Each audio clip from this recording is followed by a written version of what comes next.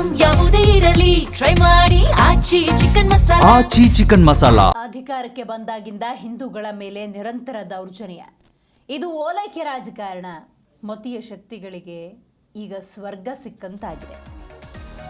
B Y Vijendra ಕೊಟ್ಟಿರುವಂತಹ statement ಇದು. ಕರ್ನಾಟಕ ಕಾಂಗ್ರೆಸ್ನ ಧೋರಣೆಯ ಕುರಿತಂತೆ ಅಸಮಾಧಾನವನ್ನ ಬಿವೈ ವಿಜೇಂದ್ರ ಹೊರಹಾಕಿದ್ದಾರೆ.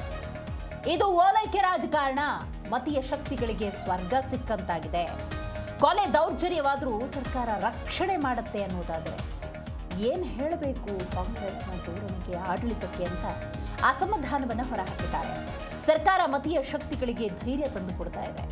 ಅಲ್ಪಸಂಖ್ಯಾತರ ಓಲೈಕೆ ರಾಜಕಾರಣವನ್ನು ವಿರೋಧಿಸಿ ನಾವು ಹೋರಾಟ ಮಾಡಬೇಕಾದಂತಹ ಅನಿವಾರ್ಯ ಸ್ಥಿತಿ ನಿರ್ಮಾಣವಾಗಿದೆ ಅಂತ ಹಾವೇರಿಯಲ್ಲಿ ಬಿಜೆಪಿ ಹೋರಾಟ ಹಮ್ಮಿಕೊಂಡಿದ್ದೇವೆ ಅಂತ ಬಿವೈ ವಿಜೇಂದ್ರ ಹೇಳಿದ್ದಾರೆ. ಸರ್ಕಾರ ಅಧಿಕಾರಕ್ಕೆ ಬಂದಾಗಿನಿಂದಲೂ ಸಹ ಹಿಂದೂಗಳ ಮೇಲೆ ನಿರಂತರವಾಗಿ ದೌರ್ಜನ್ಯಗಳು ನಡೀತಾ ಇದೆ, ಕೊಲೆಗಳು ಆಗ್ತಾ ಇದ್ದಾವೆ.